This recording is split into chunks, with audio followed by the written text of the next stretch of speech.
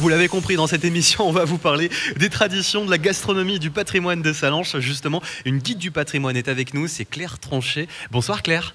Bonsoir Guillaume. Alors c'est quoi les traditions de Noël à Sallanches? Moi je suis gourmand, on va commencer par la nourriture. Alors la nourriture, maintenant on respecte encore un peu la tradition avec les rzules, notamment les rissoles. Les rissoles, oui, Alors, qui ont un nom rissoles, spécial. voilà, c'était vraiment on va dire le dessert de fête qu'on préparait avant Noël.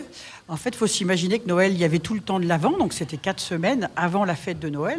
Et puis ça durait jusqu'au roi, donc jusqu'à début janvier.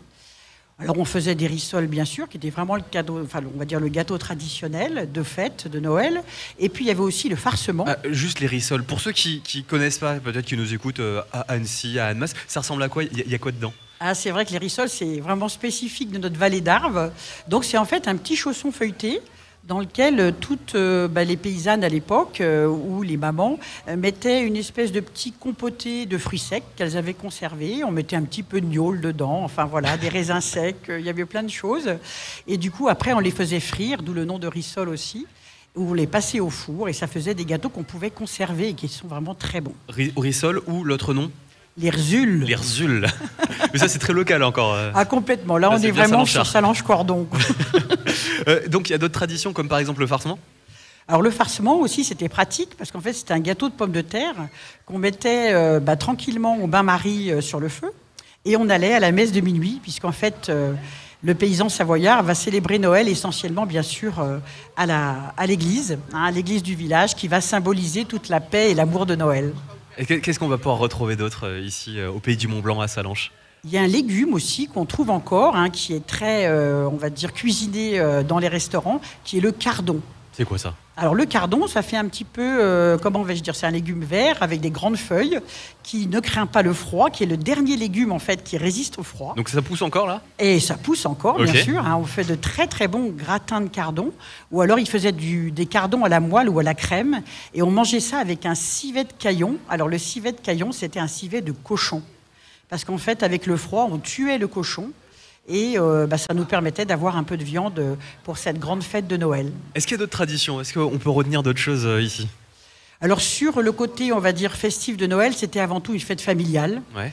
Aimer des Sallenchards? Alors, aimer des Sallenchards, aimer des Savoyards en général. Vraiment, on restait ensemble. Le 24 au soir, on allait à la messe, on revenait. Et le lendemain, le 25, on faisait, on va dire, une collation tous ensemble. On travaillait un petit peu moins. Et surtout, on donnait un petit peu plus à manger à nos bêtes aussi. J'ai lu ça aussi sur les traditions. Pour les animaux aussi. Pour les animaux aussi. Donc, ils fêtaient un petit peu Noël. Excellent. Parce qu'en fait, il y avait le symbole de la crèche, bien sûr, avec le bœuf et l'âne, ça va de soi. Alors, je rappelle, Claire Tranchet, vous êtes guide du patrimoine. Vous proposez notamment des contes sur le Père Noël en ce moment. Alors, le 26 décembre, à 18h, dans la belle église baroque de Saint-Martin, vous avez Maryse qui va vous conter des contes de Noël, avec, je crois, des histoires de gastronomie et de Père Noël qui est très gourmand. Ça, c'est parfait. Ça me va. On retrouve tous les détails auprès de l'Office du tourisme. Et puis, toute l'année également, on peut vous retrouver. Vous pouvez nous apprendre plein de choses sur Sallanches, sur le patrimoine ici.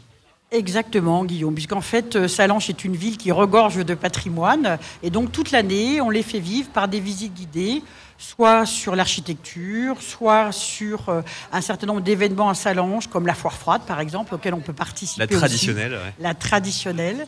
Et on essaye un petit peu d'apporter un regard nouveau sur les bâtiments, pour les expliquer et pour que les Sallenchards et tous les gens des environs en profitent.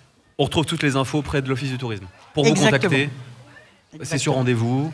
Alors c'est sur rendez-vous, on a des visites qui sont programmées et sinon, sans souci, à l'Office de tourisme de Sallanches, on a nos documents de guide du patrimoine Savoie-Mont-Blanc. Il nous reste 30 secondes, Claire. Si je vous demande votre bâtiment ou votre endroit préféré ici à Sallanches, un lieu chargé d'histoire, ça serait lequel? Est-ce que vous avez une idée? Alors moi j'adore les lavoirs. Les lavoirs en fait c'était des lieux où les femmes allaient et discutaient. Donc forcément, comme je suis une femme et que j'aime bien la discussion, les lavoirs en granit sont très beaux et on en retrouve plusieurs à Sallanches qui ont toute leur place. Alors si vous voulez en savoir plus sur les lavoirs ici à Sallanches, vous prenez rendez-vous avec Claire Tranchet. Merci beaucoup Claire. Merci Guillaume. Belle fête de fin d'année. À vous aussi.